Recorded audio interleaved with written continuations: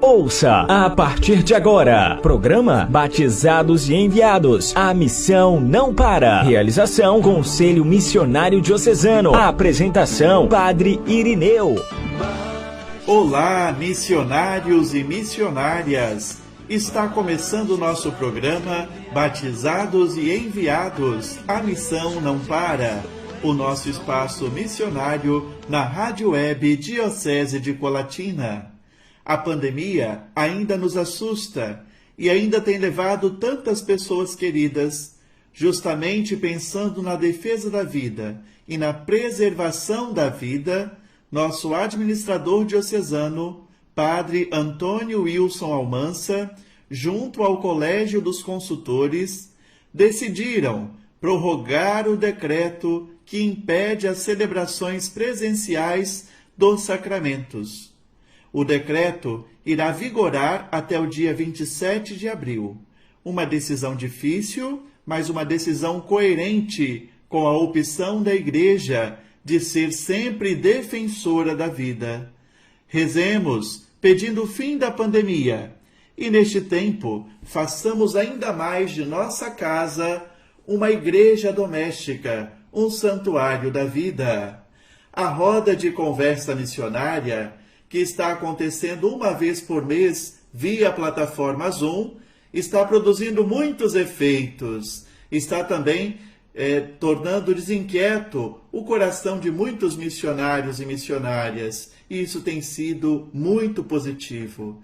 Na última sexta-feira, a pedido de nossos padres, foi realizada uma roda de conversa missionária com todos os secretários e secretárias paroquiais de nossa Diocese de Colatina, com o tema A Secretaria como Espaço de Missão, para levar os nossos secretários a entender que na secretaria, no serviço que eles exercem, eles também são missionários. Missionários na acolhida, missionários a instruir o povo de Deus que os procura, são missionários que devem também ter dentro do coração os valores evangélicos para acolher bem a todo o povo de Deus que passa pelas nossas secretarias.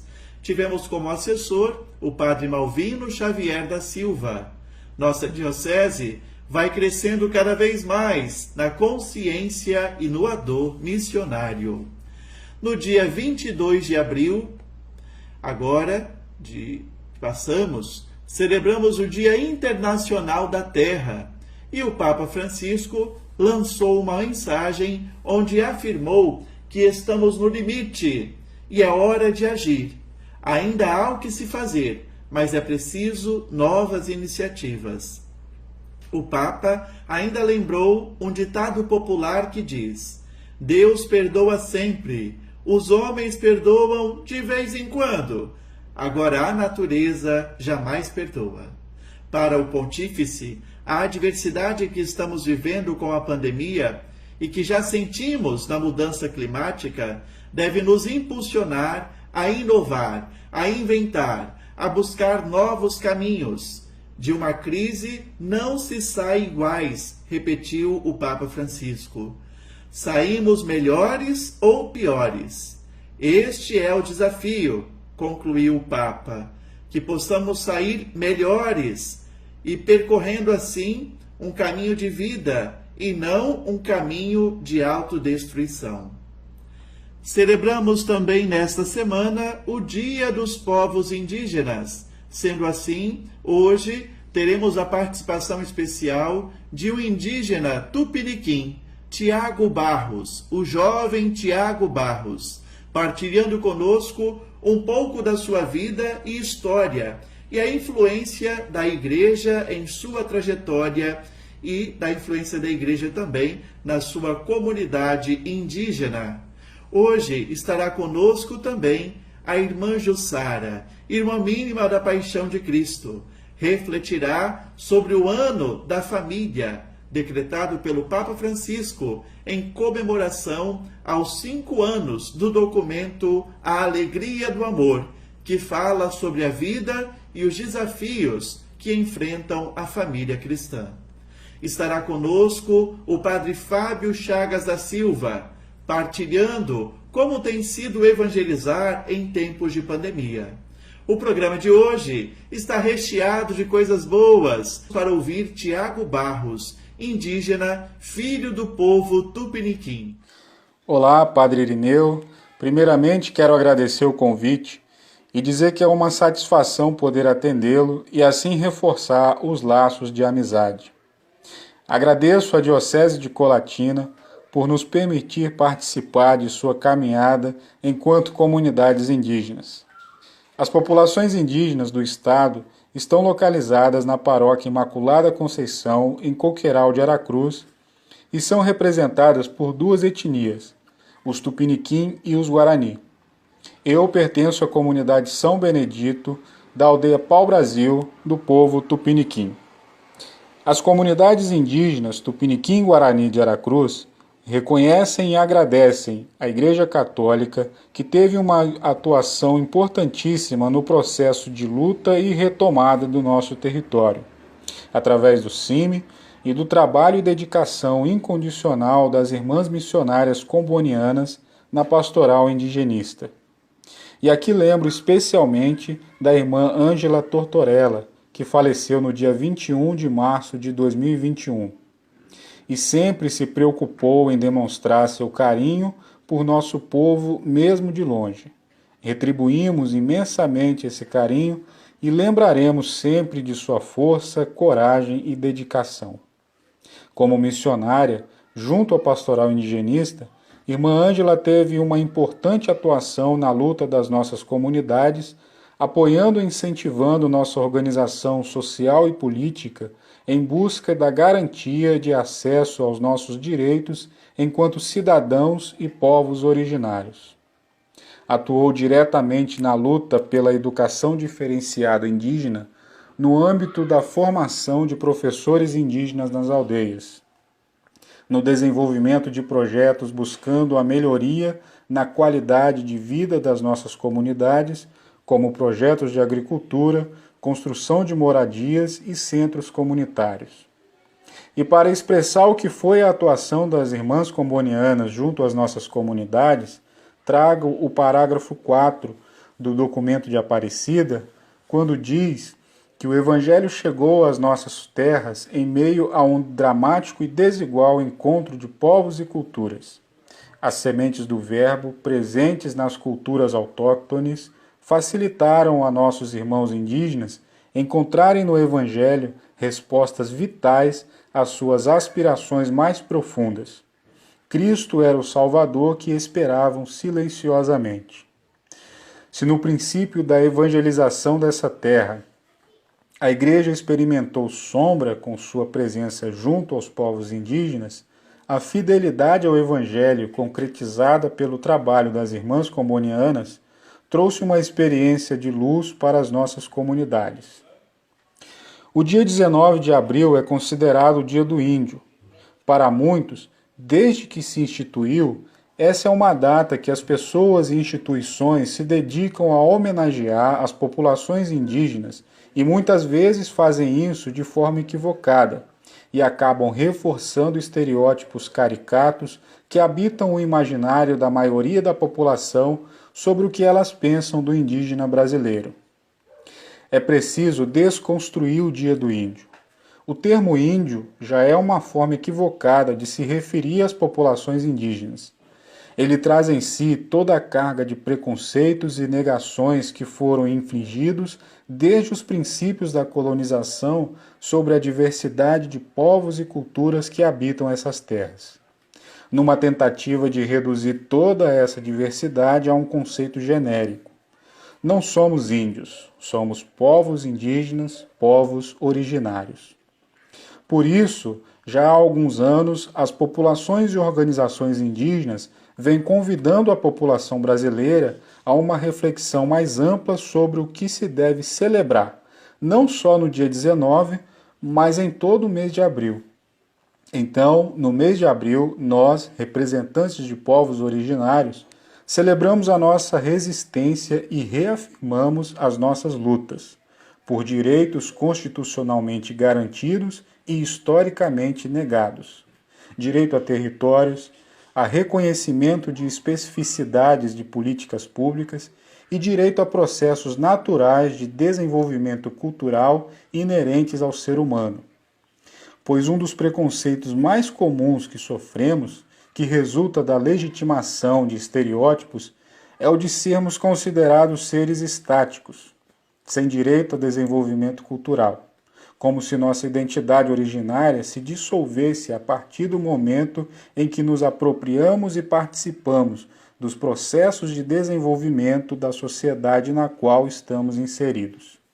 É o que acontece quando ouvimos dizer, por exemplo, que índio não pode usar celular, não pode ter acesso à internet, entre outros.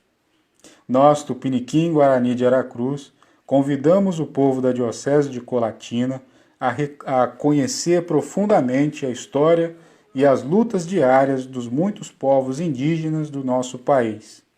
Um abraço a você, Padre Irineu, e a todo o povo da Diocese de Colatina, e esperamos em breve superarmos esses tempos difíceis de isolamento e, se possível, receber novamente a sua visita.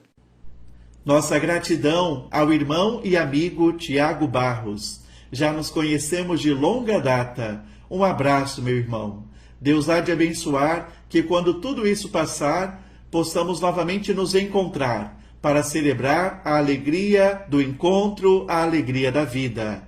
Tiago recordou muito bem o precioso trabalho das irmãs missionárias combonianas, junto aos povos originários, os povos indígenas.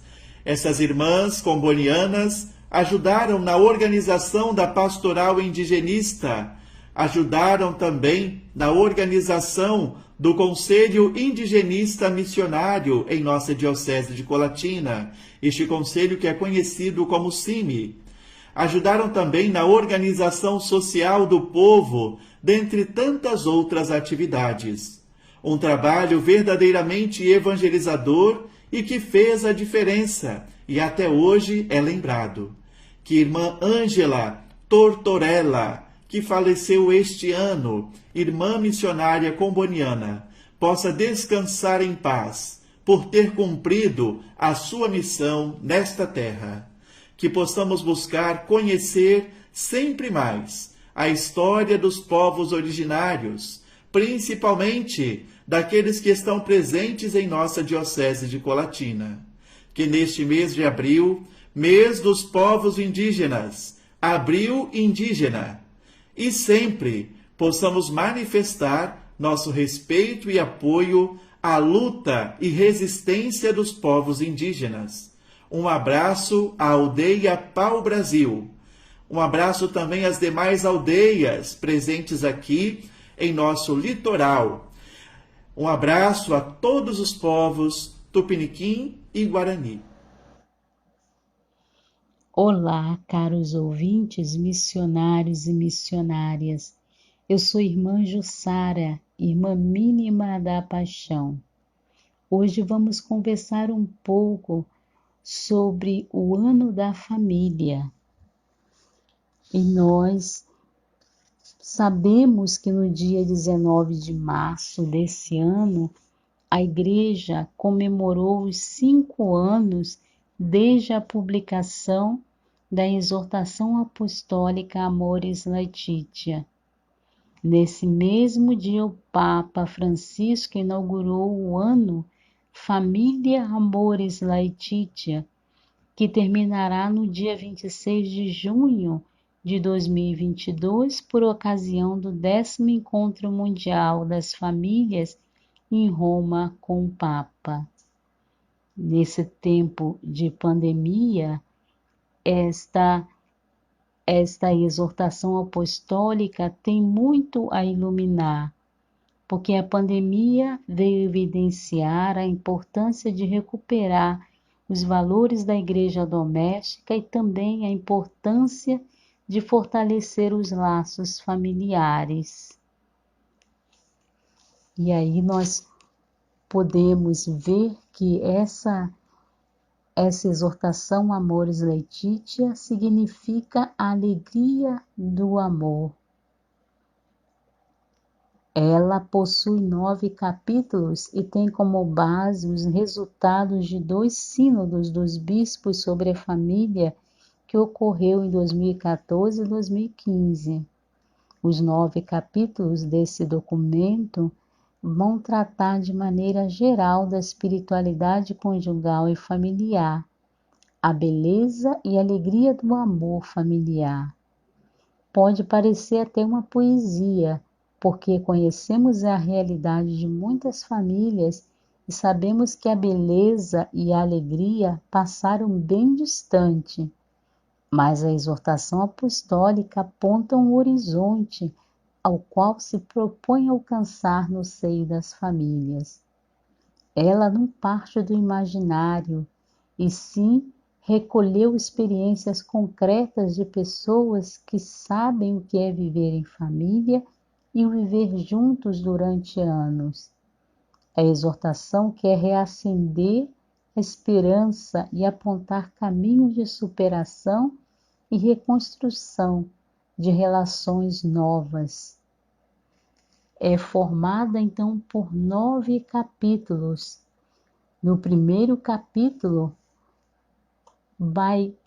nos faz um convite a pousar o nosso olhar sobre as Sagradas Escrituras, lá no Salmo 128, e refletir sobre a alegria e o amor se manifestando nas famílias a partir do acreditar e permitir que a bênção de Deus sobre a família a conduza, assim como tem conduzido muitas famílias no decorrer dos séculos. E essa bênção tem perpassado toda uma história de pecado, de crises familiares, infidelidades, mostrando que é possível construir relações novas no cotidiano das famílias. E essa construção de relações novas, ela não é passiva, mas ela requer um exercício de uma tarefa artesanal, como podemos ver no número 16. Assim como o primeiro capítulo nos convidou a olhar para as Sagradas Escrituras, agora o segundo capítulo, partindo do terreno bíblico, agora vai para a realidade. Então, nos faz um convite a olhar para a situação atual das famílias, mantendo os pés no chão, olhando para a realidade, tendo claro os desafios que as famílias enfrentam nesse contexto atual, nos tempos em que vivemos, e muitas vezes acaba se perdendo no meio de ideologias que buscam ganhar espaço no meio de tantos desafios. No terceiro capítulo, agora, depois de podermos olhar a Sagrada Escritura, a realidade, agora o convite é para manter o olhar fixo em Jesus, a fim de recuperar a vocação familiar, levar em conta o ensinamento da Igreja acerca do matrimônio e da família. Esse terceiro capítulo ele vai estar ilustrado com 30 parágrafos sobre a vocação familiar, de acordo com o Evangelho, assim como ela foi recebida pela Igreja ao longo do tempo, sobretudo quanto ao tema da indissolubilidade, da sacramentalidade do matrimônio, da transmissão da vida e da educação dos filhos. Então vai aparecer inúmeras citações de exortações, documentos da Igreja para iluminar a realidade das famílias. O quarto capítulo faz então agora, depois de ter o olhar fixo em Jesus, agora o convite é para recuperar o amor no matrimônio. É uma verdadeira e autêntica exegese cuidadosa, precisa, inspirada no texto paulino que fala do amor. O amor que tudo supera, o amor que tudo espera, o amor que tudo alcança, o amor que tudo suporta. O Papa, então, ele insiste na importância do amor conjugal. Ele vem trazer que a união que existe entre Cristo e a Igreja é comparável à relação conjugal, porque o matrimônio é um sinal e implica num processo dinâmico que vai avançando gradualmente com progressiva integração dos dons de Deus, como podemos ver no número 122 da exortação apostólica. Depois nós podemos ver no capítulo 5, onde vai dizer que o amor que se torna fecundo, esse convite a fazer com que o amor que existe na relação conjugal seja fecundo, que ele possa gerar filhos, mas gerar filhos numa responsabilidade, gerar filhos que parta de um projeto, de um sonhar juntos, de um projetar juntos a realidade dessa família. E aí depois, então, vamos ver nesse capítulo ainda as várias, assim, não se fecha somente a família como somente o pai, a mãe e o filho, mas também a família tem um sentido mais amplo com a presença de tios, de primos, parentes dos parentes, amigos. Então a família vista de uma forma mais ampla. E aí no capítulo 6, vemos o convite a olhar que algumas perspectivas pastorais, vê que as famílias são sujeitos e não objetos da evangelização.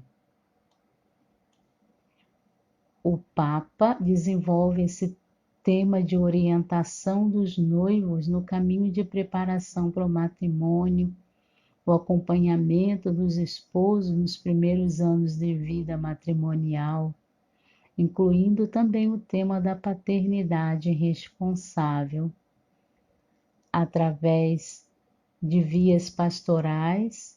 É o Papa, através de vias pastorais, que orienta, vai trazendo orientações para a edificação de famílias sólidas e fecundas, de acordo com o plano de Deus. E no capítulo 7, o convite a reforçar a educação dos filhos.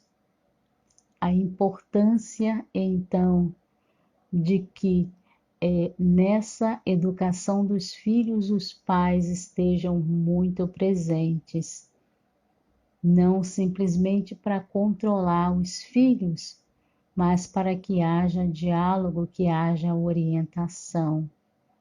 É um capítulo totalmente dedicado a isso, a educação dos filhos, a sua formação ética, o valor da sanção como estímulo, o realismo paciente, a educação sexual, a transmissão da fé e, mais em geral, a vida familiar no contexto educativo.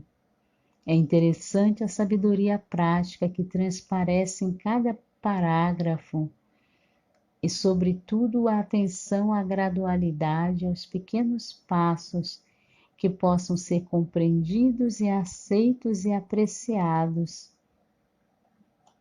Depois nós temos o capítulo 8, que traz o convite de acompanhar, discernir e integrar a fragilidade. Tudo para viver na lógica da misericórdia. O Papa assume aqui, nesse capítulo, aquilo que foi fruto da reflexão do Sínodo acerca de temáticas controversas. Muitas discussões, muitas pensamentos diferentes que aconteceram no momento da reflexão no sínodo. E aqui então vai trazer um pouco dessas temáticas, né? A reflexão. Então vai reforçar que é o matrimônio cristão e acrescentar algumas formas de união e contradizem radicalmente esse ideal, enquanto outras o realizam pelo menos de forma parcial e analógica. Por conseguinte, a Igreja não deixa de valorizar os elementos construtivos nas situações que ainda não corresponde ou já não corresponde à sua doutrina sobre o matrimônio, como encontramos no número 292. E por fim nós temos o capítulo 9. O capítulo 9 traz a espiritualidade conjugal e familiar. O convite a manter viva a atenção para algo mais além dos próprios limites, não ficar parado nos limites, quantos limites se manifestam nas relações na família, na relação conjugal, mas não existem só os limites, existem também os dons. E quantas vezes se fica mais tempo parado nos limites e por isso não se avança na misericórdia. Então, o convite é que não percamos a esperança por causa dos nossos limites, mas também não renunciemos a procurar a plenitude de amor e comunhão que foi prometida. Nesse parágrafo conclusivo, o Papa afirma: nenhuma família é uma realidade perfeita e confeccionada de uma vez para sempre, mas ela requer um progressivo amadurecimento da capacidade de amar. E todos somos chamados a manter viva a tensão para algo mais, além de nós mesmos e dos nossos limites. E cada família deve viver nesse estímulo constante. Como famílias que possamos avançar e continuar a caminhar, que não percamos a esperança por causa de nossos limites, mas também não renunciemos a procurar a plenitude do amor e comunhão que nos foi prometida. E assim conclui com o número 325, com a oração à Sagrada Família. Que Deus, então, derrame suas bênçãos sobre nossas famílias nesse tempo de pandemia, que possa fazer crescer em cada um de nós, nos casais, a consciência do cuidado de um para com o outro, que possa fazer com que nesse tempo, de forma criativa, possamos nos tornar mais próximos, que o distanciamento não sirva para separar ainda mais, mas que sirva para entrar em diálogo criativo, de forma a fortalecer ainda mais os laços familiares e conjugais. É assim que o Deus da vida, a Sagrada Família, abençoe a cada família. Amém. A congregação das Irmãs Mínimas da Paixão de Cristo está sempre bem representada em nosso programa Batizados e Enviados, a missão não para.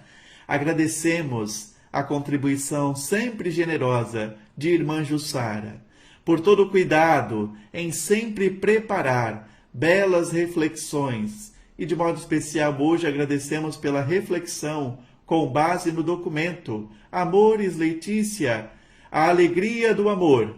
Esta exortação apostólica pode ser encontrada disponível na internet. Você pode acessar e ler este documento. Este documento pontifício sobre a família foi feito após uma consulta que rodou o mundo para ouvir as alegrias e dificuldades das famílias de nosso tempo, e foi elaborado para reacender a chama da esperança na vida familiar.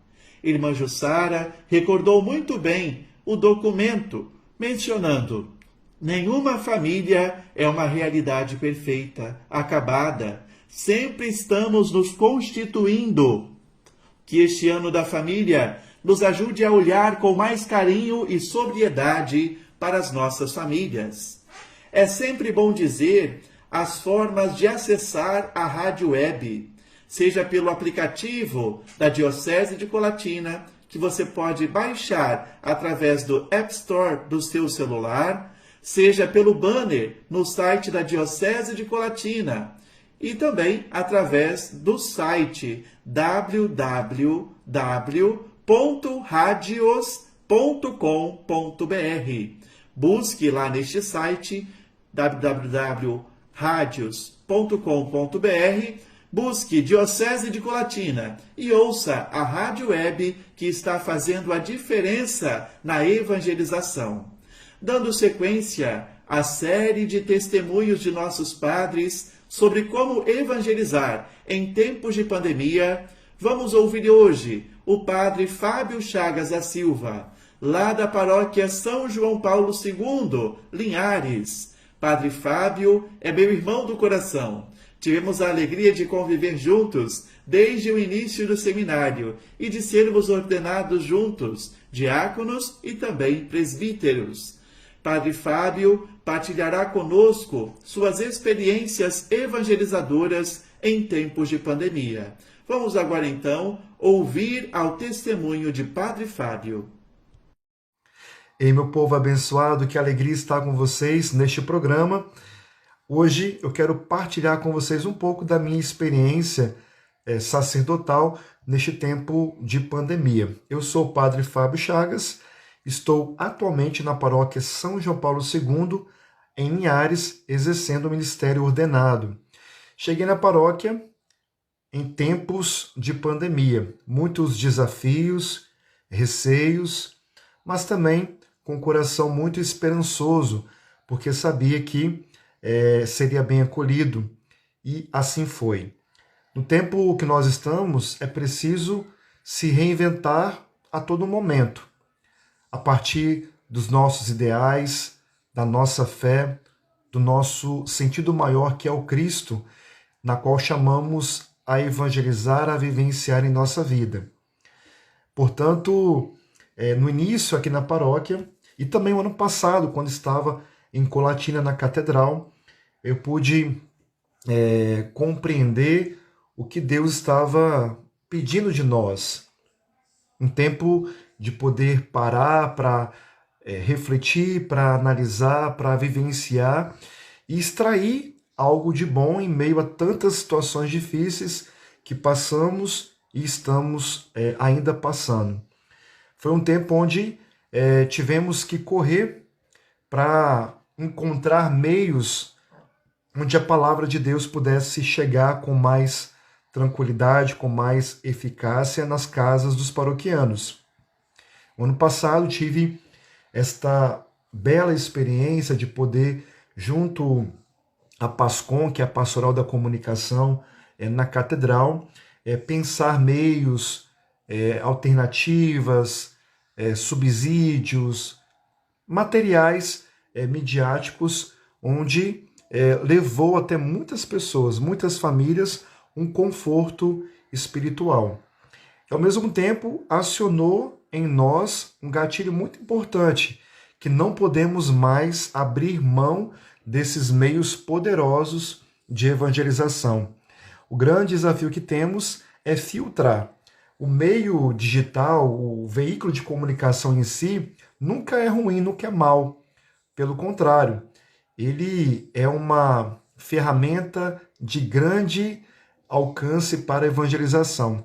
O sentido maior somos nós que damos, o quanto que nós estamos usando as ferramentas digitais para promover a paz, para promover a evangelização. Então eu pude participar intensamente desse processo, no nível paroquial e também no nível diocesano. Fora isso, é claro que internamente também precisei me reinventar. Os medos, os receios que tive, num primeiro momento balançou um pouco, mas depois, na dimensão orante, na compreensão do que Deus estava assim pedindo, o coração foi se acalmando. Cada dia foi se acalmando mais. É claro que o distanciamento do povo, nós que somos padres e que precisamos do povo de Deus perto para sermos plenos na vocação, foi uma falta grandiosa na minha vida. E a cada dia sentia isso muito na pele, porque gosto de estar presente, gosto de ter o contato próximo, e estávamos e ainda estamos um pouco limitados para viver essa experiência mais intensa. Então foi preciso encontrar outros meios para expressar esse carinho, esse afeto, esta presença na vida também do povo. E nesse sentido, eu fui redescobrindo, reencontrando esse eu interior que precisa estar bem para conseguir evangelizar em tempos de pandemia. Hoje estamos num processo de vacinação, estamos numa compreensão maior desse mal que assolou tantas vidas e tem ceifado ainda. Estamos neste tempo onde devemos alimentar a esperança maior. Não podemos permitir que essas realidades externas possam tirar a nossa paz. Bem sabemos que os desafios se apresentam, que a provação chega até nós, mas a fé é a luz pascal que ilumina o nosso caminho. E sabemos que o Senhor está conosco, caminhando ao nosso lado, indo à nossa frente e nos auxiliando para que possamos levar uma mensagem de paz, de amor, uma mensagem de fé. Não percamos a esperança. Deus está conosco e nós, mesmo em tempos de pandemia, jamais perdemos a nossa fé, jamais perdemos a nossa paz. Deus abençoe a todos e vamos continuar unidos pela força e pela graça da oração. Um grande abraço a todos. Agradecemos a participação de nosso irmão Padre Fábio Chagas, ele que é o responsável pela nossa rádio web Diocese de Colatina. Padre Fábio também tem um programa aqui na rádio web, toda terça e quinta-feira, às 16 horas, o programa Vamos Refletir, sempre com uma reflexão teológica, pastoral e espiritual. Acompanhe o programa Vamos Refletir. Obrigado, Padre Fábio, pelo seu testemunho. Que possamos aprender a usar bem as ferramentas da tecnologia a favor da evangelização. Obrigado pelas palavras de vida e esperança. O Centro Cultural Missionário, que é um organismo da CNBB, está promovendo 2 cursos de formação missionária que estão sendo realizadas de modo online. Um curso com uma participação do tamanho do Brasil, muitos participantes. Esta semana aconteceu então o primeiro curso, do dia 19 ao dia 22 de abril, no horário das 19h30 às 21h30. O curso teve como tema Formação para a Missão. Daqui da Diocese de Colatina, tivemos a representação de 3 pessoas, Hugo, Eliane e Luiz Carlos. Ficaram encantados com o curso e com a qualidade dos assessores e materiais disponibilizados. O segundo curso ocorrerá do dia 26 a 30 de abril, também no horário de 19h30 às 21h30. Seu tema será As Fontes Bíblicas da Missão, e o valor desse curso será de R$30, um investimento para sua formação missionária. Para mais informações, acesse o site www.cnbb.org.br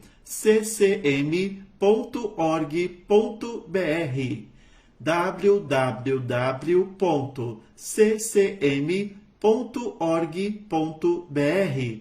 Se inscreva você também neste curso de formação missionária, que irá apontar as fontes bíblicas da missão. Semana que vem, teremos outro padre dando seu testemunho aqui no nosso programa. Fique atento, quem sabe o padre de sua comunidade possa participar conosco. Divulgue este programa aí na sua comunidade. Vamos fazer uso desse espaço missionário na Rádio Web Diocese de Colatina. Entre em contato conosco. Semanalmente, nosso programa é disponibilizado em formato de podcast pelas redes sociais da Rádio Web. Compartilhe com seus contatos. No próximo sábado, a gente se encontra com a graça de Deus. A você que nos acompanhou das mais diversas localidades, nosso agradecimento. Agora, vamos rezar e receber a bênção de nosso Bispo Emérito, Dom Décio Sossais Andonadi, reitor do Santuário Diocesano Nossa Senhora da Saúde. E não deixe de rezar, pedindo a Deus que envie para a nossa Diocese de Colatina um pastor segundo o coração de Deus. Vamos adiante, porque afinal, querido irmão, a missão não para. E agora, oração e bênção de envio. Ó Deus, que enviastes o vosso dileto Filho Jesus Cristo para trazer a boa nova da salvação ao mundo, chamai numerosos missionários e missionárias e infundi em toda a nossa Diocese de Colatina um novo ânimo missionário, para que o vosso reino seja anunciado e acolhido em toda parte. Ó Maria, Senhora, Mãe da Saúde, fiel discípula missionária, Mãe e testemunha da palavra, servidora de Deus e do povo, abençoa-nos e peregrinai conosco ao longo dos caminhos da missão. Amém. Desça sobre todos vós que nos acompanham, sobre todos os missionários e missionárias, as bênçãos de Deus Todo-Poderoso, o Pai, o Filho e o Espírito Santo. Amém. Você acompanhou o programa Batizados e Enviados. A missão não para. Entre em contato conosco pelo e-mail comidecolatina@gmail.com.